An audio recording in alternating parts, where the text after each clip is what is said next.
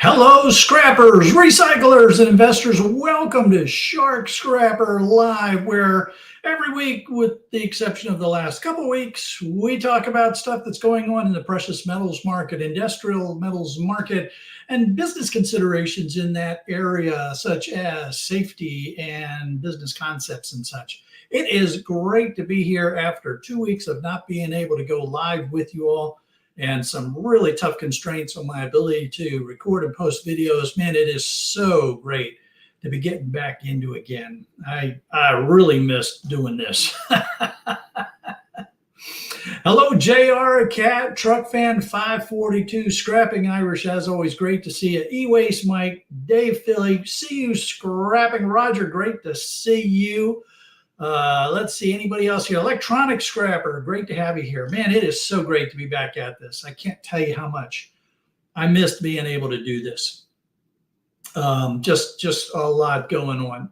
Now, I don't want to get into a lot of the details about the family emergency, but I will tell you that the situation is somewhat under control. The person involved is out of the hospital. Surgery went well. They are now in a recovery facility, so they're moving in the right direction, so that's good. And I've been able to get back to concentrating on things that are of near-term interest, like getting my house sold and getting the business ready to go. So, and it's been insane. I mean, just insane. Last weekend was open houses on both Saturday and Sunday. A lot of people coming through. We've had showings throughout the week, and we've had, and the showings keep going on. So I wasn't even sure if I was going to be able to do this live stream because we had another showing, but then they canceled. So we were able to go ahead and do this. So yeah, here we are. Well, we're going to talk about more about that kind of stuff here a little bit later on as we push forward on this. So our precious metal, wow, how much has gone on in these 2 weeks that I have not been live. A lot has been going on in the markets, and I mean just in a good way for us, really good. So let's get right into it. Let's get over here. Let's talk about gold.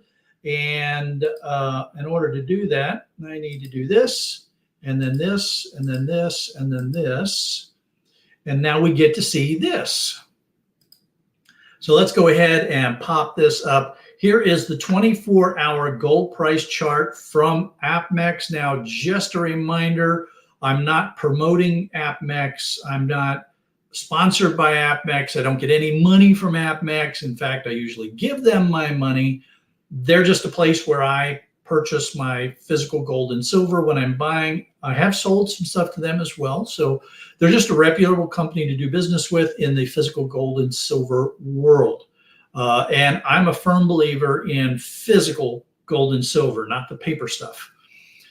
So if you're interested in buying any gold or silver, APMEX is a great place to look. There's a few of them out there. So, I'm not just saying APMEX is the only place, but I do like their charts. So here we are, 24-hour gold spot price, $23.55. But the real story is, look at what went on. We had a slow climb, and then, bam, we popped, and then we dropped off again. But look at that, over 2,400, 2425. What an awesome pop for gold right there. 2439.74. Man, that was sweet. And if we look at this in the context of the broader range, we can see over the 3-day period, we had gold was slowly climbing, and then bang, we had this peak. Now we had a little recovery here. It's dropped off, and we're kind of stabilizing here. But those numbers are still really well. Look at the 1 week period. We can see that we were essentially climbing this whole week.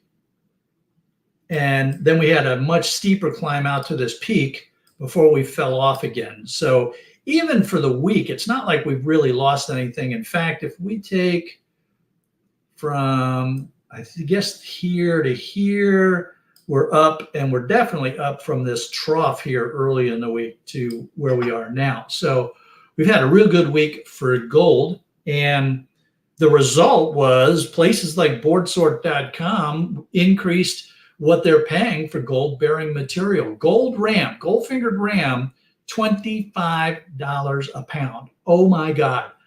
And it just so happens, and in the weird context of things, I've got to shut down the shark cage. I'm selling everything that I can. And I just happen to have a bunch of RAM that was ready to go. So this is one of those rare occasions where I'm actually benefiting from some good high stock values. So plus I had a whole bunch of other boards that needed to get sold, server boards and telecom high grades, things like that. I got a bunch of boxes on their way to board sort. I got a couple more that are going to get shipped out on Monday. So it's just been a really good, for me anyway, a really good turn of events. All right, let's get back here at gold now for the month. Boy, howdy, do we love to see that. Look at that. Isn't that sweet? Look at that, just climbing, for the month as things kind of, when you look at the bigger picture, you see these spikes get sort of leveled out a little bit, smoothed out. That's just a really nice looking climb out for us. Here's the 3 month, just all in all, gold is doing good. Now, a lot of people are going to want to know, what happened? Why is gold doing this? Well, just take a look around the world. Gold is one of those things that investors will go to when things get scary, and things are scary out in the world right now. So investors started going into gold because, that's what they do. So I hate to say it. I mean, we profit from scary things happening in the world. And, so you might as well profit while you can when there's scary stuff like this going on. I wish that this scary stuff wasn't going on. I'd be, I know it's going to sound weird, but I'd rather have lower gold prices and a more peaceful world than the insanity that's going on out there right now. So, man, if you've got some gold, if you've got boards, if you've got RAM, if you've got gold bearing material that you can sell and take advantage of these highs, this is probably a good time to be doing it. Let's take a look at year to date. So year to date is from January through where we are now. And we can see that, things were sort of kind of level to down and then started climbing out here in February. So kind of what we were, that's the world we were living in. The 1 year chart, this is when we're looking backward 365 days. And, we had to deal with that trough, right? So we had this drop down to that trough. We've been pulling out of that. And then it just, really started picking up here in February going into April. So it's a good time for gold. Good time. Let's see, on our 5 year, look at this. We're pegging 5 year highs. Are we pegging all-time highs? We're pegging all-time highs. So this is just serious gold time right now, So I don't know, I'm not going to sell any of my bullion grade gold. I'm taking that with me. Well, not to the grave, but I'm taking it with me to North Carolina. I'm not going to, I don't think I'm going to sell. I don't know. I got to look at that. I got to think about that one a little bit. I don't know. What do you all think? For those of you that have bullion grade gold, whether it's, gold coins like Eagles or Britannias or Maple Leafs, or, bars and rounds and things, are you selling into this high right now? Are you trying to take advantage of these numbers and get some money back for your gold? My real rub here is the bullion grade gold that I have. I bought mostly because for me, it's like, I don't want to call it a collectible. It's not, I didn't necessarily buy any collectible type coins, But I always said to myself, oh, I want a gold eagle. I want a gold Britannia. I want a gold maple leaf. You know, I wanted to have these physical things. And so when I could, I bought them. I didn't really buy them so much for the investment value. I mean, they are if I ever need the money, but it was more of an investment kind. I mean, just to have it kind of thing. Very different from my silver. The silver, I was definitely buying silver as an investment kind of material. And we'll take a look at silver at probably next week, because, you know, silver's probably been doing some good action too. But I haven't looked at it getting ready for today. So we'll take a look at it next week probably. So I saw one comment here that they're not selling. So who was that? Not selling. Truck Fan said he's not selling. Not selling at all. Anybody else?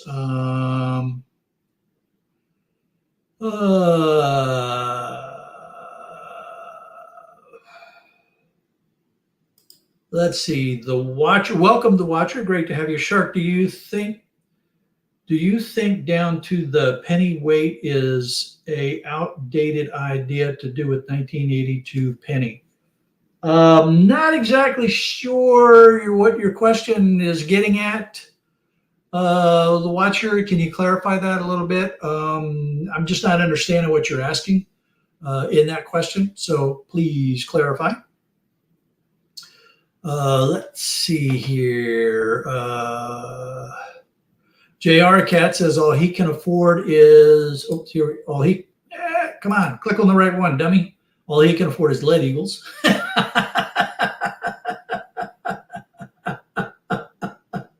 Oh, man. Patrick says he's selling. So that's cool. Take advantage of those prices, man.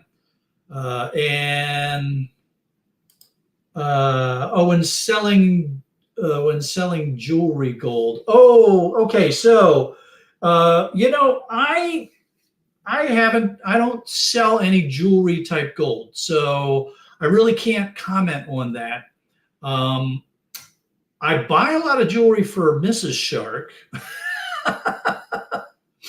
but I haven't sold any of the scrap jewelry that I have come across, or, you know, like when Mrs. Shark loses one of her earrings, right? I end up with the oddball earring. And so I have been accumulating some gold jewelry, but I haven't sold any of it. I have been thinking about perhaps contacting the jewelers that I do business with.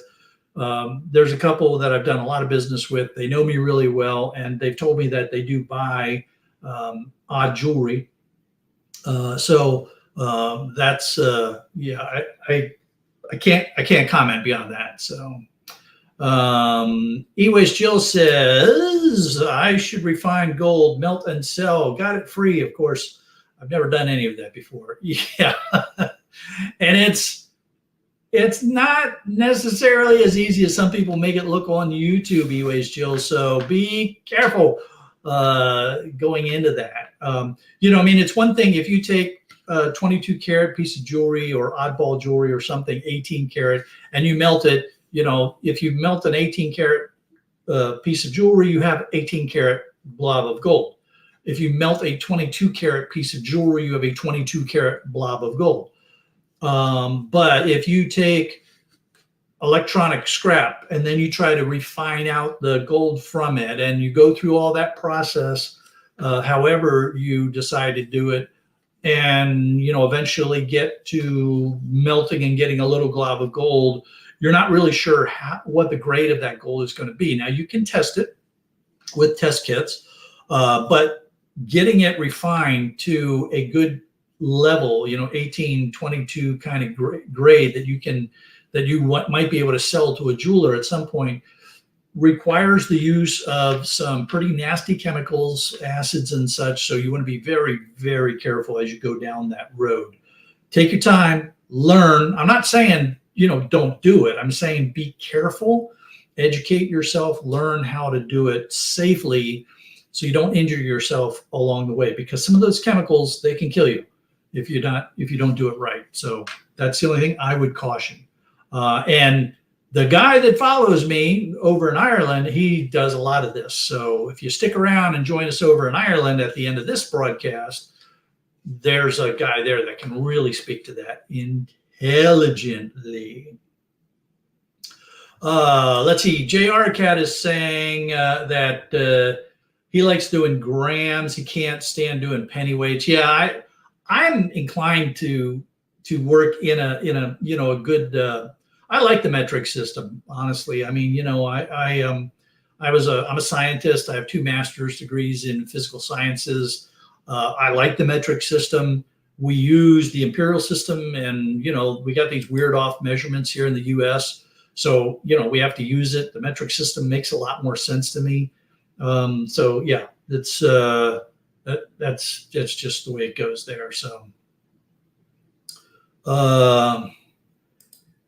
Daniel Winger says, hello, I have a booth at an antique mall. The owners told my wife if jewelry hasn't sold in 2 months, sell it for gold. Well, okay. Well, that's one way to look at it. That is one approach to take.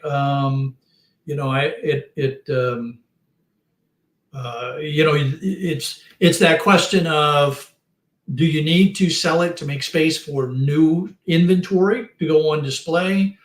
How much turnover is that antique mall getting? There's certainly nothing wrong with selling it for the gold, as long as you have somebody that you're doing business with that you trust, that you understand what the value of it is. What grade is it? 18 karat, 22 karat, 20 karat, those kind of things, so that you're not getting taken advantage of. I mean, at least that way you are generating cash flow, as long as you have the room to bring in new inventory, and that's why you're moving it. So yeah, nothing wrong with that.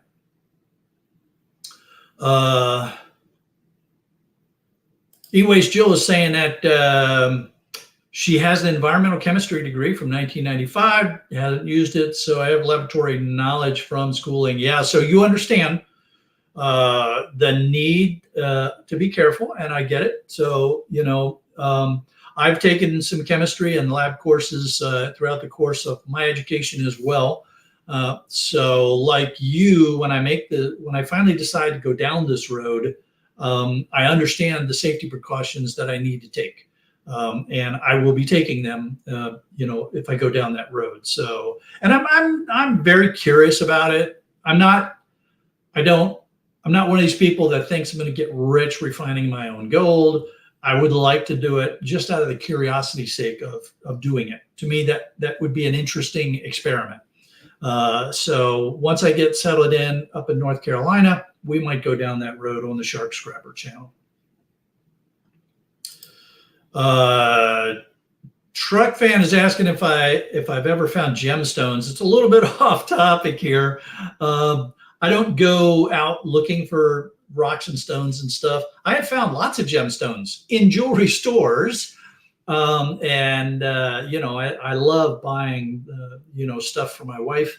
And I like buying the interesting jewelry for her. So, I'm not just like boring old, a diamond ring kind of stuff. I like finding unusual stones that have interesting settings. Frequently, I'll work with the jeweler to create the setting myself. And some of her favorite pieces of jewelry are semi-precious stones, but the way the jeweler and I cut and polished and mounted just made for some beautiful jewelry. So that's about as close as I get to finding gemstones. All righty. And Daniel Winger saying that he hasn't used his schooling from 1983 either. Oh man, JR Cat was kicked out of his chemistry class for making black powder. Why does that not surprise me? Yeah, that just does not surprise me.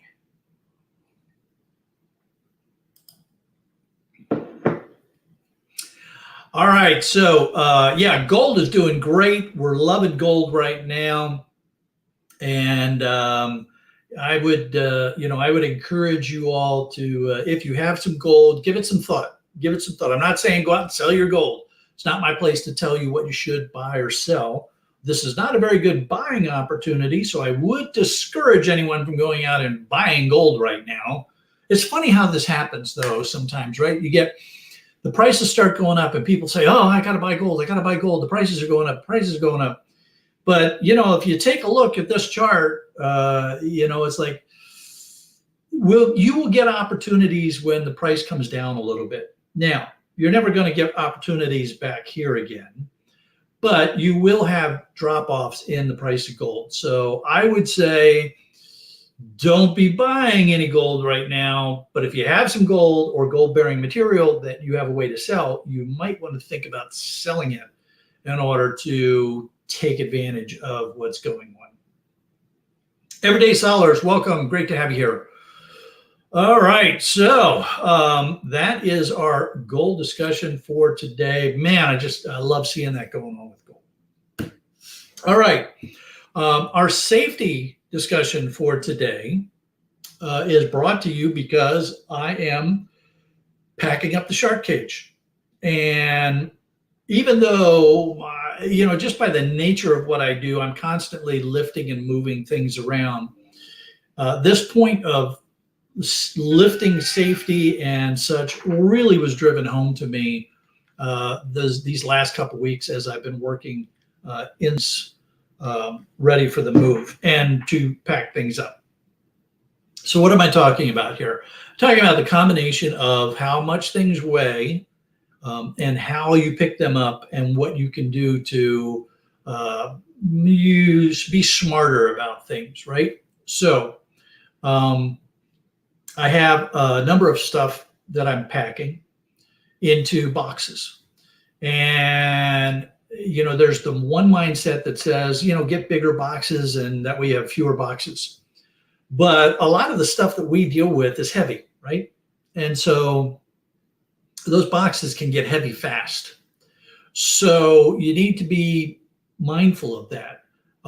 And maybe that means that you're going to be using smaller boxes. So you have to use more boxes if they'll fit in that box, of course, you know, and then you're going to have a smaller, denser, heavier box. But that's easier to move around. It's easier to move around a small box like this, a small, heavy box that, you know, that you can get your hands on and get up against your body like that, rather than something that's, you know, 20 plus inches that you got to try to get your arms around or under. And, you know, that can get really tricky. So you want to be careful with the weights that you're lifting and how you lift them.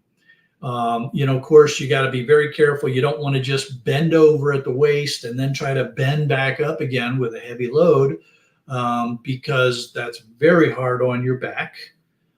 Plus, it puts a lot of pressure on your eyeballs that you got to be careful of. I know this sounds weird, right? You don't think about it, but especially for those of us that are kind of on in years, you know, when you bend over to lift something heavy, you've noticed it, you've felt it. You may not have paid attention to it, but you can feel the strain that goes on, you know, in your eye sockets and in your eyeballs, and that strain can translate into your eye itself, and that can lead to things like retinal detachments and plaque floaters and those kind of challenges. So it's not just your back that you're being careful of. It's all of your body when you're lifting and toting heavy things. Always make sure that you think about the lift and the set down. So when you're going to move a heavy object, understand how you're going to pick it up. Make sure the pathway is clear for where you're taking it to, and then know what you're going to put it down on when you get to where you're going. Don't try to make that decision once you get there. Don't be trying to kick things out of the way as you're carrying this heavy box or heavy piece of equipment down through your shop. That is a great way to get injured. So you want to be really, really careful there.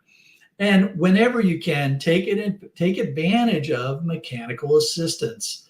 Something as simple as a furniture dolly can go a long way to helping you to save your back, because you don't have to try to pick that box up and carry it. You can put it on the dolly, tilt it back, use the wheels to push it along. Makes it so much easier. I have really been putting the Genie lift to work as I lift and move some heavy stuff around to get ready for the pack up to come, and we're going to talk more about that. So always use whatever mechanical advantage you can as well. You know, there's a reason why when you're shipping boxes, whether it's USPS, FedEx, UPS, why they charge you more money if the box goes over 50 pounds. And, you know, and that's because technically anything over 40 pounds should be a 2-person lift. And I don't know all the rules and regulations that the shipping companies have to follow. But, you know, when I was in the military, we had standard lifts and then we had combat lifts, and the weights were a little bit different because, you know, when you're in combat, you just do what you got to do. But, you know, 40 pounds was one of those magic numbers that if it was 40 pounds, you should use 2 people whenever possible.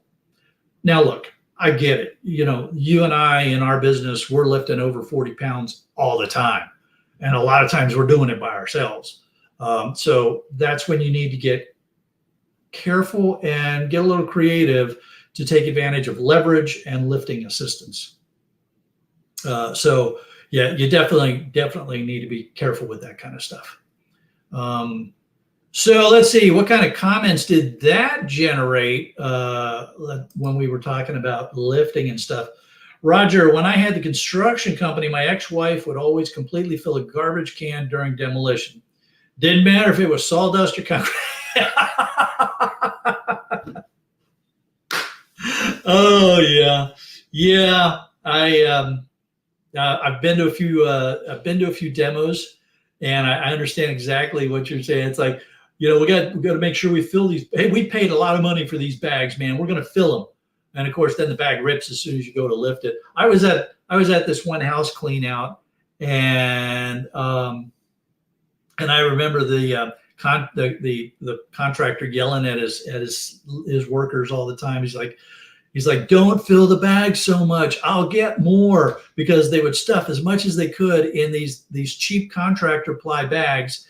And then when they would go to lift them, they'd tear. And now they're spending twice amount of time, 3 times as much time repacking another bag. Just hilarious. And, you know, the same with filling up the trash cans. I get that too. That's hilarious, man. Oh man. Yeah, truck fan, plan your route first, man. You got to plan your route. I know it sounds silly, right? You know, it's like you're in your own shed, you're in your own shop. You know, it's like, you know, why do I have to check that? But you definitely want to make sure you know where you're going to be lifting and moving through. And sometimes it's even worse in our own shops, because we get careless in our own shops and we forget what we put down that's in our way and things like that. So yeah, you definitely want to be careful with that.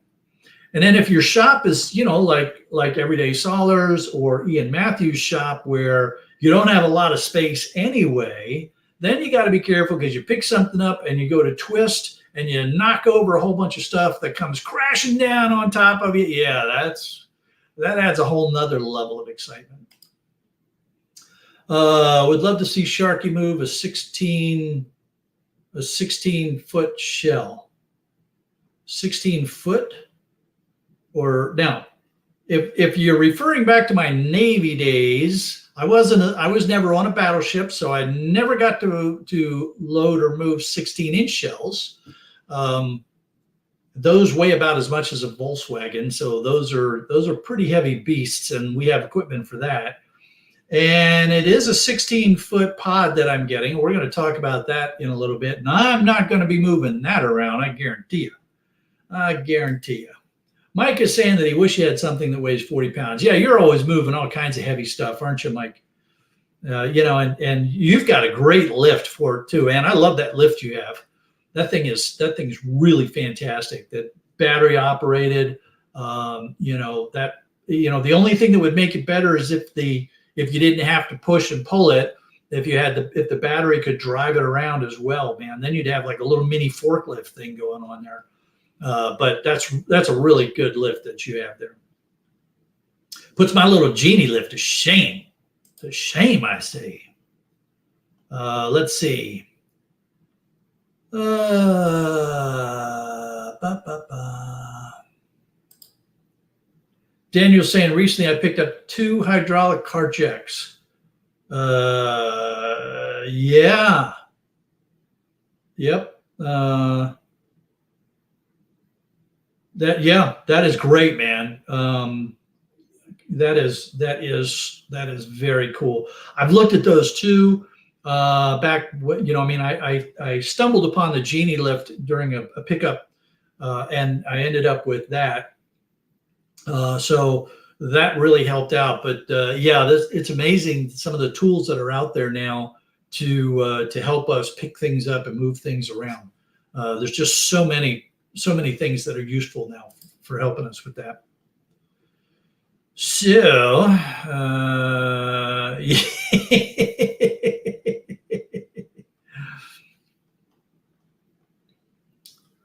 all right. Well, I hope you enjoyed the safety conversation. Really important one to have. Really important to think about your lifting. Please be careful. And I mean, and this was really driven home to me because I was coming home after a day in the cage, packing and moving and prepping stuff for the pod showing up, just exhausted. My back hurt, my shoulders hurt, my arms hurt. It's like, you just can't take enough Tylenol to get through all that.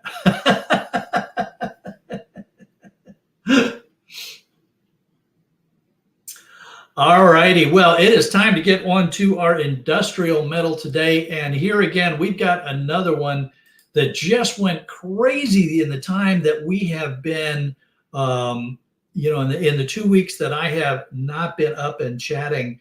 Copper, holy cow, copper just went crazy. Here's the 1 week for copper and really good numbers going on. Let's look at the summary discussion that Trading Economic gives us. Copper futures rose to over $4.33 a pound in April. We haven't seen these levels since June of 2022. Man, that is something. It's all because of unexpected but better than expected demand in China. Plus, China's smelters have been cutting back, and some of the gold mines have been having some problems. One mine getting shut down. So you've got the virgin copper that the smelters are producing coming down, but you've got demand starting to come back up. And then on top of that, we have commodities investors. So remember the same thing driving up the prices for gold?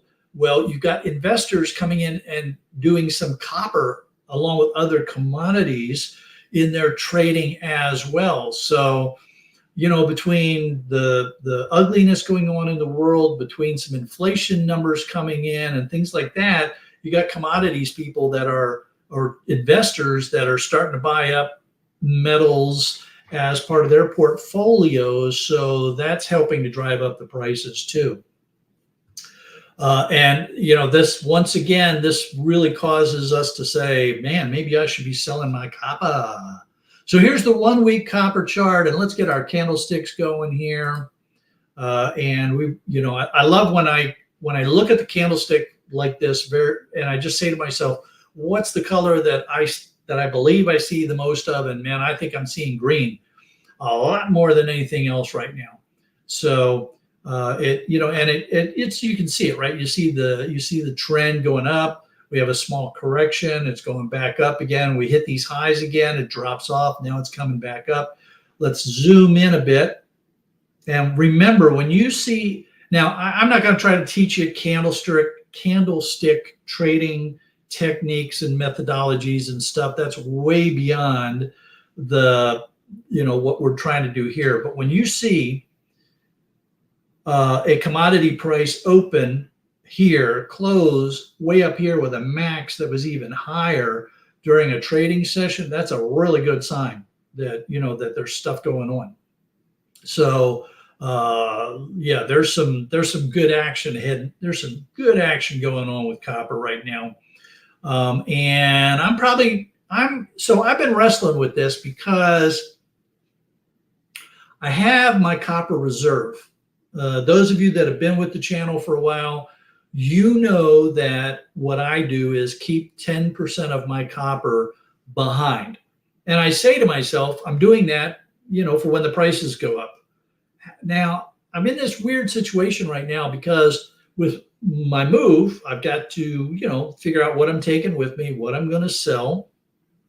And I'm looking at my copper and I'm thinking to myself, man, I don't know, this may not be a bad time to sell my copper, because we're looking at some really good prices here. And that these prices, I mean, look, here's the month and you see it's up. Here's the year and we're up. Here's 5 years, and okay, we're not at the 5-year highs, but wow, we're really pushing. We're getting up into where we are going to be pressing against these 5-year highs. So we pushed this high here back in 2023. We're pushing up against it now. Are we going to bust through that and keep on going and look at maybe these highs that we had back here? Boy, that would be so sweet. That would be so sweet. And so that's why I'm saying to myself, maybe I should think about selling some of my copper so I'm not paying to move it. But we still got room to run on these copper prices? And should I just take it with me and hope that I'm going to get a better price in a few months after I get settled in my new location? It's like, oh man, I'm just not exactly sure what I want to do. I'm leaning towards selling. I'm leaning towards selling it. And I'm going to talk more about that here in just a little bit, why I'm kind of leaning towards selling it. But that's kind of what I'm thinking, is that I might sell quite a bit of my copper reserve. So let's see, what are you all doing? We've got, in the world of people that are doing stuff with their copper,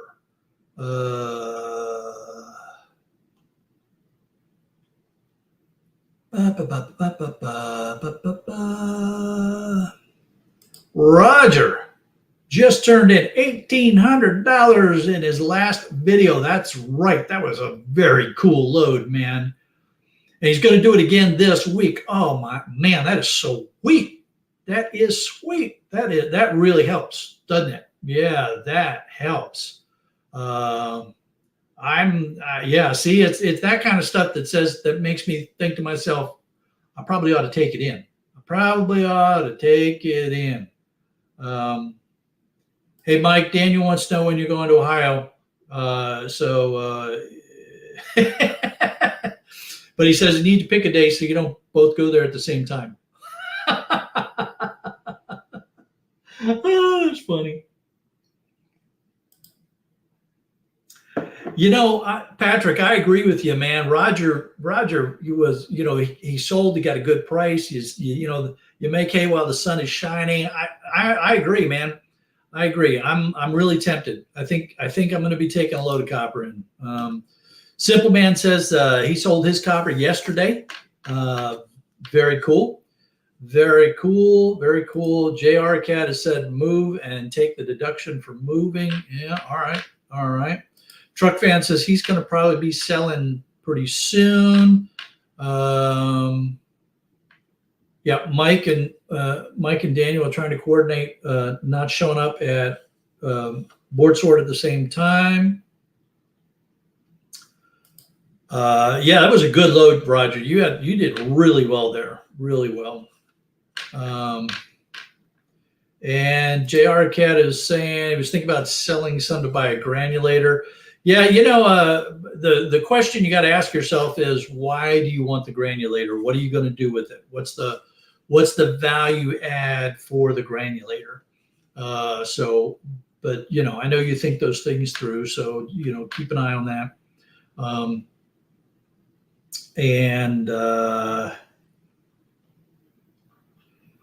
Yeah, Truck Fan is also selling his aluminum and returnables. Yeah, aluminum for me is a cash flow metal. You sell it. I've sold off just about all my aluminum. The only aluminum that I'm taking with me up north is aluminum from insulated aluminum wire because it's really good quality aluminum, and I'm going to be messing around with melts and casting and stuff when I get up there.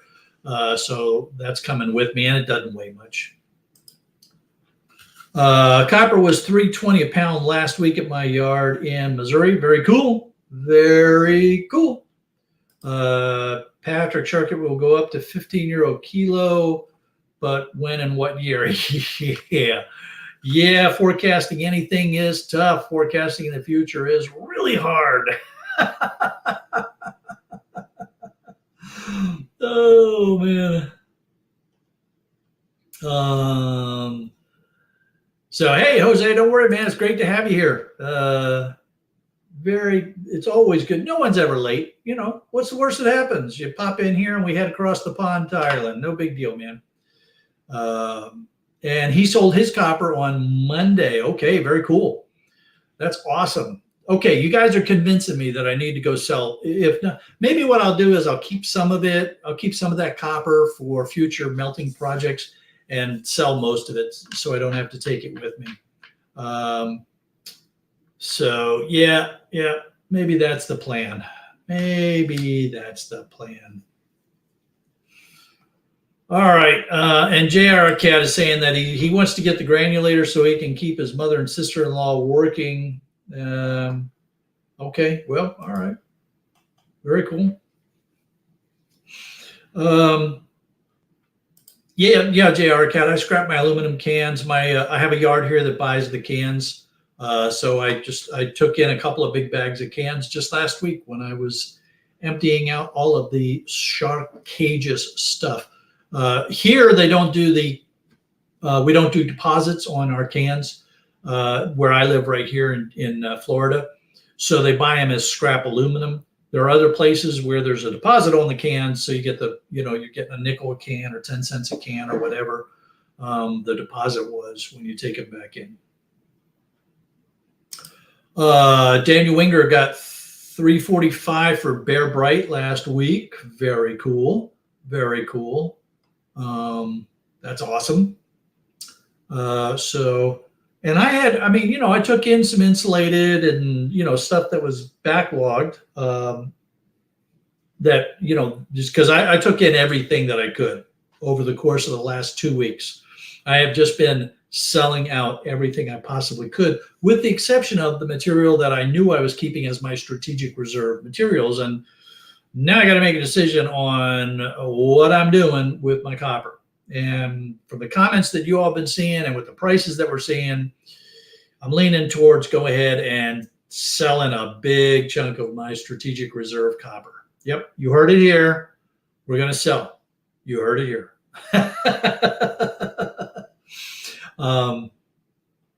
I'd probably be selling even if I wasn't moving. I'd probably go ahead and take advantage of these good prices right now and sell a bunch of it because it's because the prices are just really good. Hey, Jose, I would be careful. The one thing you got to, I'm not saying anything against the iScrap app. It's a reasonable tool, but you got to remember with that tool that the validity of the prices that you're going to see are only as good as what people put into that app. So if people don't put in the right numbers or they don't consistently update the numbers, then you're not going to get good averages or good reveals. Plus, even if you look at the averages on the iScrap app, you need to look at what your yard is paying because all the yards are different. And just because, the prices at one, the national average maybe at one level and your yard is paying less than that, you can't go into them and say, oh, well, you should be paying me more, right? So you do need to be careful with that app and the data that it's giving you. Now, having said that, I've got the iScrap app and I look at it and I use it too sometimes just so I have an idea what's going on. But I always have to talk to my yard. And there's a lot of reasons why yards have different prices for the material that they're buying from you, because it all depends on what they can sell it for. So depending upon where they're located and what their shipping charges are and what their buyers are negotiating, they might not be able to pay as much as somebody that's on the other side of town. Depending upon when they negotiated their prices, they may be stuck at a certain level longer than another yard that is in town. And you kind of scratch your head and you say, well, wait a minute, why is this yard that's 20 miles away paying so much better than this other yard that's so much closer, or vice versa? And a lot of it has to depend on the contracts that they have to fill, that they negotiated in advance, and how long those contracts are open that they have to keep filling. So there's a lot that goes into the what the yards are paying beyond just the spot price.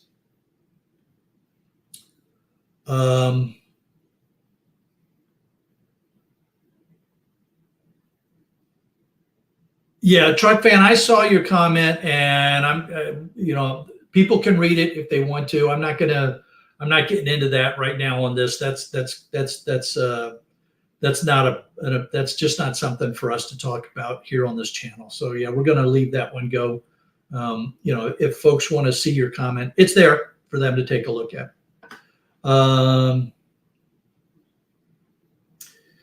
All right, so that app has certainly helped to give you an idea of what's going on out there. And it's like I've got some yards here that post their prices every day, so I understand what they're paying.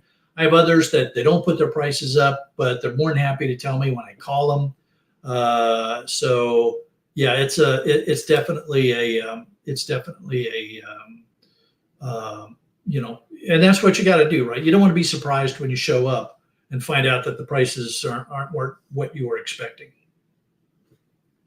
All right, so let's that was a great discussion about copper, and both copper and gold are doing what we want them to do right now. So that is awesome. We love seeing that. And our next discussion is the move. Yes, sirree, Bob.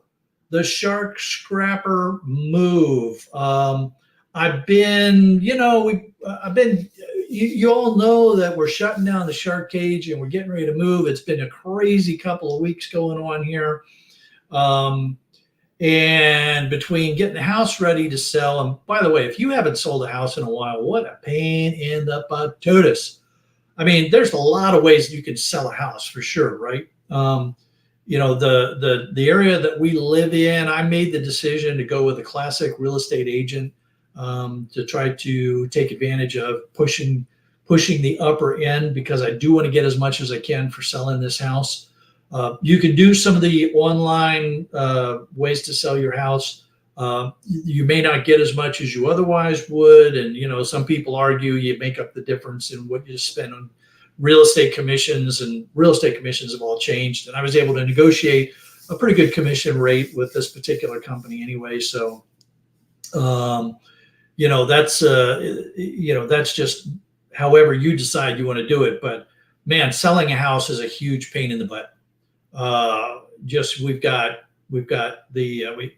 We had to declutter the house.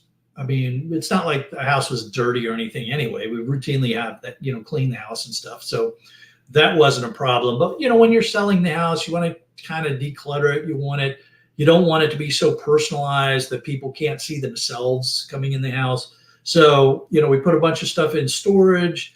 And then what happens is, and it just happened today, I was out cutting the grass, and I got the trimmer out there, and I'm trimming along, and the trimmer, the last little bit of the wire, the nylon wire on the trimmer spool ran out.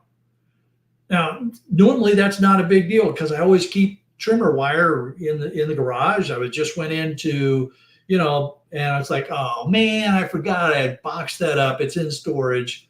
I don't feel like driving to storage to get trimmer wire, so I just didn't trim. So I'll have to go by storage and pick up the trimmer wire so that I can, load up my weed whacker again, so that, next week I can trim around, because we're getting to that time of year here in Northeast Florida where it's warm enough that the grass is growing fast enough that I'm going to have to start cutting the grass every week now to keep it looking nice for selling. So you got the stuff that went into storage because you're decluttering. You're not only just your routine cleaning, but you get a notice that somebody wants to come see the house. Okay, so now we got to go through, we got to clean up all the stuff that is our normal day-to-day. Hey, Simon, great to have you, man. Great to see you here. So you're cleaning up all the day-to-day kind of mess that you make just living in a place, right? Cleaning all that up. We got to take the dog with us, get her packed away in the car, and then we have to leave for a half hour or whatever long the showing takes. And so you've got that annoyance that you have to put up with. Now, at least now we've got these great apps that show up. We'll literally get on our app, we'll get a showing request. In fact, here, let's see, wait a minute. I think we might even have one that came in. Yeah, so here's one. So we get a showing request for Tuesday, 9:30 in the morning. So, I'm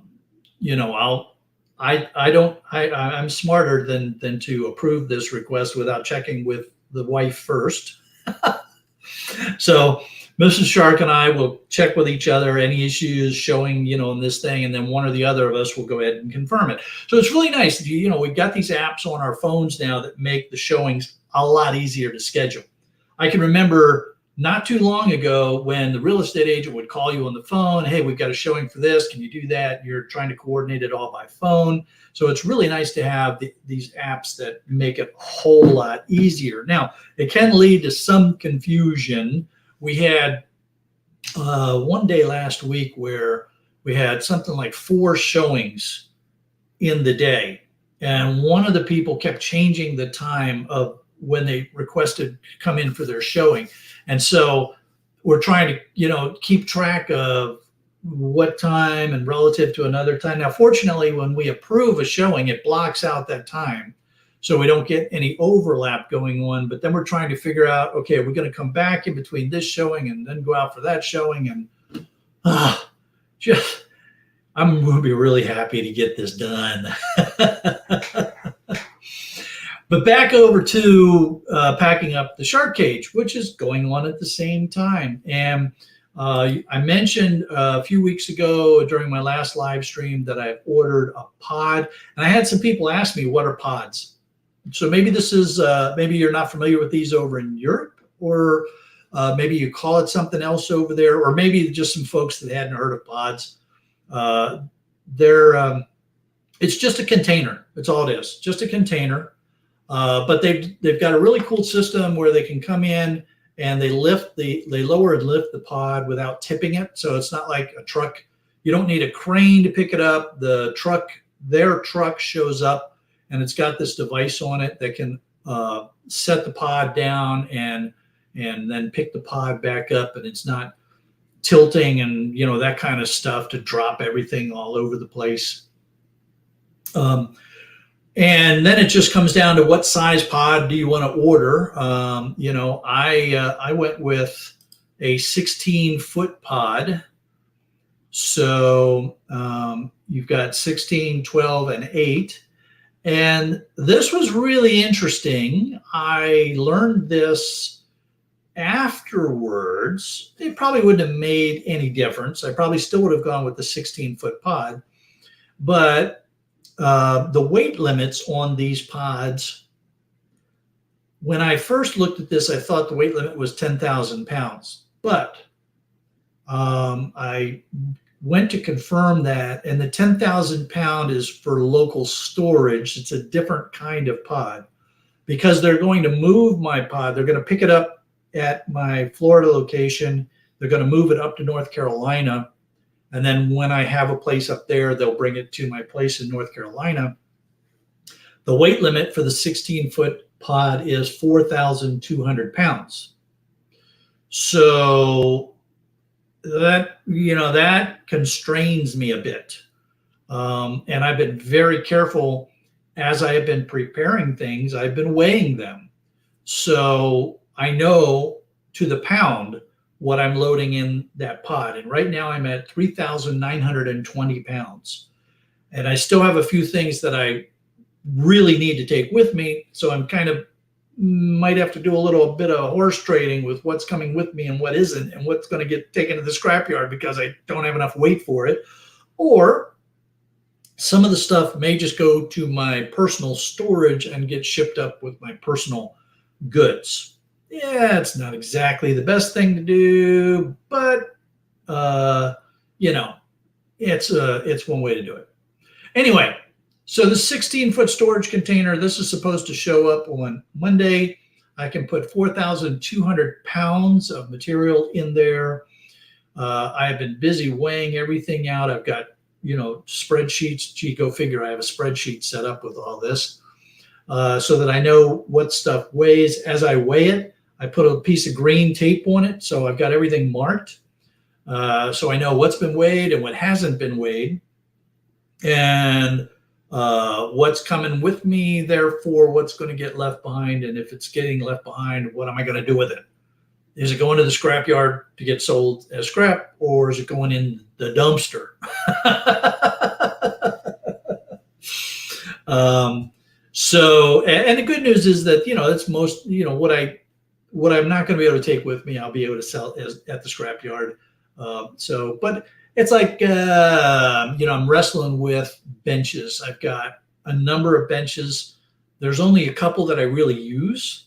There were others that I either found, you know, doing pickups at workshops and things like that. And so I brought them back to the shark cage, and I've just been piling stuff on them. But do I really use them? No, they take up space. And so, you know, it's like, well, do I really need to take that one with me? Probably not. So we'll probably leave that one behind. There's others, like the one that you see in my videos all the time. That's coming with me. And I was really surprised that thing only weighed 190 pounds. So, you know, it's a good, you know, it's my primary workbench. So that's definitely coming with me. Hey, Raffle, great to have you here, man. Great to see you. There's other stuff that, you know, like how many of the wire rack cages do I really need to take with me? Well, I'm going to take them all. And if I need the weight savings, that's easy. I'll break those down and take them up to my personal storage, and they can ship with my personal storage because my wife and I use that stuff for our personal storage anyway. So, you know, again, that's one of those things that can come with me. So I have a feeling that what's going to happen with these 16-foot storage container is I'm going to max out the weight and not the cube, because that's really what it's looking like. That I'm just, you know, I mean, there are some of the things that I have that are heavy, that don't take up a lot of space, and I want to take them with me. So I've also contacted the scale company, Bracknell, that makes my scale, and I got the weights for that. So I know, you know, how heavy that's going to be. And that was only 225 pounds for the scale. And the steel ramp that I have is about the same weight. So that one is definitely so that's going to come with me. And what I'm going to do is the moving company that I've got, that I brought with me, or that I had estimates done for moving my home, they also can provide labor only. So I'll hire them at some point next week. I'll hire a couple of guys to come help me with the really heavy stuff to get loaded. I'm good, but I'm not 225 pounds worth of good for things like the scale. Hey, Andrew, great to see you, man. Good morning. How you doing over there on the other side of the world? And the deck scale is weird because it's 4 feet by 4 feet. And so the lift points, I've got some eye bolts coming in so I can, put a brace on there to try to get it lifted. But later on, Truck Fan, take care, man. Have a great day. But because it's so big and weird, I'm just going to have a couple of guys come in and help me, because I'm not going to try to move that by myself. That's just begging to get hurt. And there's no reason for me to not just hire a couple of guys for a few hours to get the heavy stuff moved in, and then all the smaller stuff that I need to fill up space and stuff will come shortly after that.